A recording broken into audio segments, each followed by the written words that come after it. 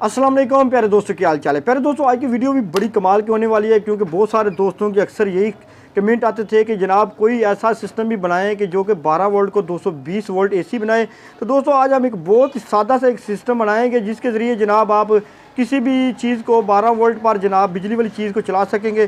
दोस्तों, मैं मोहम्मद शीर और आप देख रहे हैं सी टेक्निकल ऑलराउंडर। तो चले जनाब वीडियो स्टार्ट करते हैं। अच्छा, तो दोस्तों जनाब 12 वोल्ट को 220 वोल्ट बनाने के लिए जो आपने इन्वर्टर बनाना है, उसके लिए सबसे पहले तो आपको चाहिए एक रेजिस्टेंस, ठीक है ना।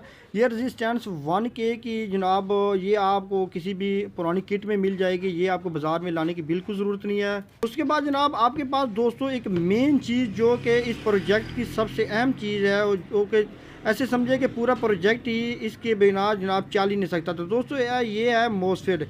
इसका नंबर आपको नज़र आ जाए तो ठीक है, वरना इसका नंबर थोड़ा सा मतलब है 2S जनाब 2SC 5200, ठीक है ना। ये आपने मोसफेट ले लेना है। ये आपको किसी भी पुरानी जनाब किट वगैरह से UPS से भी मिल सकता है, या इन्वर्टर जो पुराने होते हैं उसमें भी मिल जाएगा, या बाज़ार से भी आपको ये आसानी से मिल जाएगा। इसका ज़्यादा जनाब टेंशन वाली बात नहीं है। तो दोस्तों, इसको तैयार करने का तरीकाकार बिल्कुल आसान है। आपने क्या करना है, सबसे पहले मैं आपको बता दूं कि ये जो मोसफेट है ना, इसकी जो पिन नंबर 1 है ना, ये दोस्तों इसकी बेस होती है, और इसके जो दरमियान होता है ना, ये इसका कलेक्टर है और ये इसकी एमीटर है, ठीक है।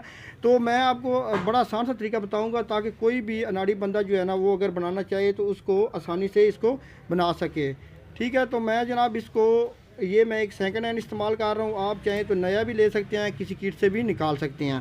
तो दोस्तों, इसका तरीकाकार ये है कि आपने सबसे पहले इसकी जो बेस है ना, पहले पिन नंबर 1 यहाँ पर आपने दोस्तों लगानी है 1K की रेजिस्टेंस। ये मुकम्मल तरीकाकार आपने देखते जाना है ताकि आपको किसी किस्म की कोई कन्फ्यूजन ना हो। तो दोस्तों, आपने जनाब यहाँ पे 1K की एक रेजिस्टेंस लगा देनी है। उसके बाद आपने क्या करना है, आपको चाहिए जनाब एक छोटा कैपेसिटर जो कि 50 वोल्ट 10 UF का हो, या तकरीबन 22 UF का। आपने बड़ा कैपेसिटर नहीं लगाना, वोल्ट जो है ना वो 50 होनी चाहिए, लेकिन UF आपने जो है ना बड़ा नहीं लगाना, जैसे कि 450 या 1000 UF या 2200 UF। बड़ा UF का इस्तेमाल नहीं करना, आपने छोटे UF का इस्तेमाल करना है। जैसे कि मेरे पास ये 50 वोल्ट और 4.7 UF का है। तो दोस्तों, इसको आपने क्या करना है, ये जो हमारे पास मोसफेट है ना, आपने क्या करना है, इस कैपेसिटर की जो वाइट साइड है ना, ये इसकी नेगेटिव साइड होती है, ये आपने लगा देनी है इसके एमीटर पे, ठीक है। तो आपने जो इसकी पॉजिटिव है ना कैपेसिटर की ब्लैक साइड, ये आपने इसकी जो दरमियान वाली लेग है ना इस मोसफेट की, यहाँ पे कलेक्टर वाली यहाँ पे लगा देना है। तो जनाब आपने कैपेसिटर लगा देना है, ये इसकी नेगेटिव आपने इसकी एमीटर पे लगा देनी है, और इसकी जो कैपेसिटर की पॉजिटिव है ना, ये आपने इसके कलेक्टर पे लगा देनी है, ठीक है। उसके बाद आपने क्या करना है, आपको जनाब इस तरह के एक ट्रांसफार्मर जो है ना 12012 का किसी भी दुकान से मिल जाएगा। एक आम ट्रांसफार्मर है। बहुत सारे दोस्त अक्सर सवाल करते हैं कि यार ये कोई ख़ास ट्रांसफार्मर है, वेंड किया गया, नहीं, बल्कि आम किसी भी डेक में आप जनाब इसको निकाल सकते हैं, या किसी भी दुकान से आपको आसानी से 12012 अगर आपने को आसानी से मिल जाए तो आप तकरीबन 3 से 4 एम्पेयर का इस्तेमाल कर सकते हैं। तो मैं बाद में आपको बता दूंगा कि आपको जनाब कौन कौन सी चीज़ चलाने के लिए किस तरह का ट्रांसफार्मर चाहिए। फ़िलहाल हम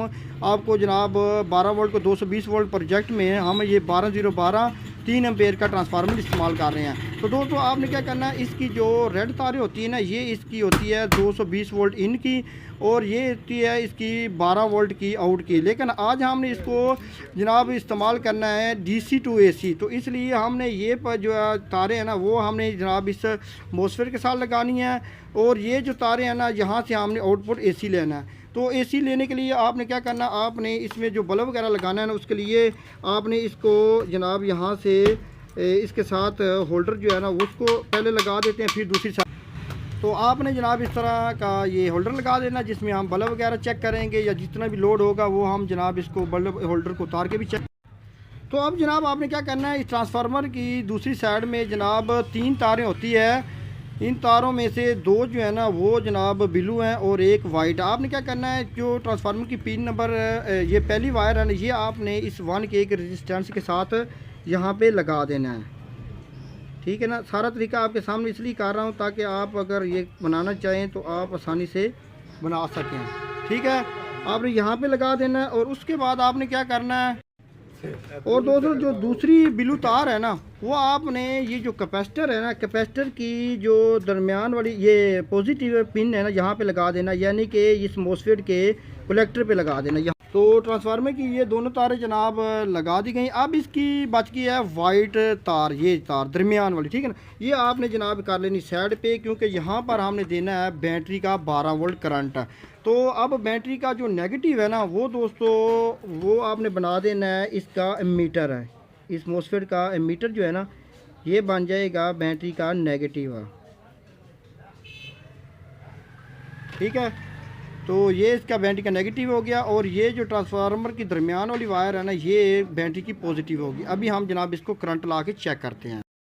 तो दोस्तों प्रोजेक्ट हमारा जो है ना वो मुकम्मल तैयार हो चुका है, डीसी टू एसी। तो अब हम जनाब यहाँ पे लगाते हैं बल्ब।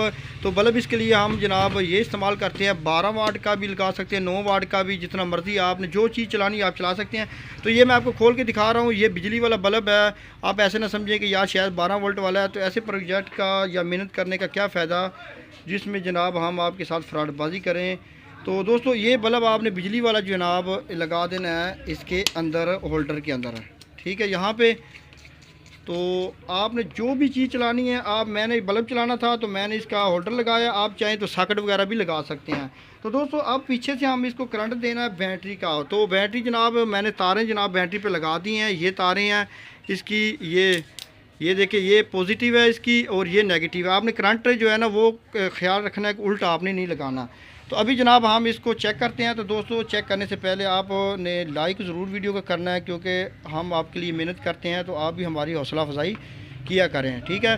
तो ये जो नेगेटिव तार है ना, ये आपने यहाँ पे लगा देनी है, और ये पॉजिटिव है ना वो ट्रांसफार्मर के दरमियान पे आपने लगा देनी है, ठीक है। तो अभी हम चेक करते हैं। तो ये देखें बिजली वाला बल्ब हमारा ऑन हो चुका है, ये चेक कर लें आप, बड़ा बेहतरीन फुल रोशनी दे रहा है, ऐसा नहीं कि कमी पेशी है, फुल रोशनी दे रहा है। ये देखो, ये पीछे दिखाओ भाई, इधर इधर दिखाओ, ये देखो ये 12 वोल्ट वाला करंट है। कोई ये ना समझे कि शायद ये बिजली मैंने लगाई हुई है। ये ट्रांसफार्मर भी आप देख लें। तो मैं अभी आपको इसका लगा के तारें ये यहाँ पे चेक करो, ठीक है।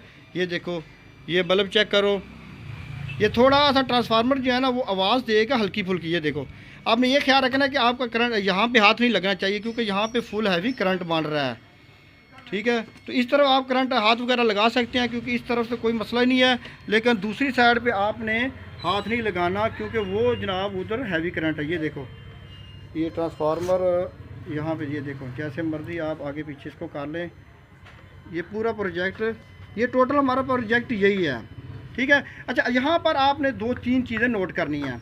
अक्सर लोग कमेंट में कहेंगे कि जनाब हमने बल्ब की बजाय हमने चलाना है जनाब पंखा वगैरह या जनाब एयर कूलर या इस तरह की चीज़ें। तो उसके लिए आपने नोट कर लेना है, उसके लिए आपके पास जो ट्रांसफार्मर है ना वो 12012 कम से कम जो 6 एम्पेयर का होना चाहिए। अगर आपने चलानी है इस्त्री वगैरह या बड़ी चीज़ को चलानी है ना, तो उसके लिए आपने एक तो जनाब ये आपका मोसफेट है ना, ये आपने डबल कर लेना है। जैसे इसकी बेस के साथ बेस लगा देना है, कलेक्टर के साथ कलेक्टर और मीटर के साथ मीटर, इसको डबल कर लेना। दूसरे नंबर पे आपने ये जो ट्रांसफार्मर है ना, ये आपके पास 12012 और कम से कम 10 एम्पेयर से ऊपर होना चाहिए। बहुत सारे लोग कहेंगे कि यार ये जो हमारा लोड तो नहीं उठा रहे, तो आपने जनाब हमारे साथ ऐसे मजाक किया। तो दोस्तों ये जनाब मैं आपको इसलिए बता रहा हूँ ताकि आप ना ये ना इसको अच्छी तरीके से इसको इस्तेमाल भी कर सकें, इससे फ़ायदा भी ले सकें। हाँ यहाँ पर एक चीज़ और भी नोट कर ली है कि यहाँ पे जो कैपेसिटर है ना, ये 50 वोल्ट का मैंने इस्तेमाल किया है। आपने 50 वोल्ट का इस्तेमाल करना है, लेकिन यूएफ जो है ना वो आपका 10 या 12 से ऊपर नहीं जाना चाहिए। ऐसा ना हो कि आप जनाब वो 2200 यूएफ या 3400 यूएफ या 3300 यूएफ जो है वो ज़्यादा बड़े बड़े नहीं लगाने, उससे भी इसकी परफॉर्मेंस में काफ़ी फ़र्क पड़ेगा, ठीक है। तो ये दोस्तों आपका आज का हमारा जो एक्सपेरिमेंट है ना वो कामयाब हो चुका है। मज़ीद भी इंशाल्लाह इसकी तरह के काफ़ी सारे एक्सपेरिमेंट करेंगे। दोस्तों आपने चैनल को सब्सक्राइब कर लेना और मुझे देनी इजाज़त। अल्लाह हाफिज़।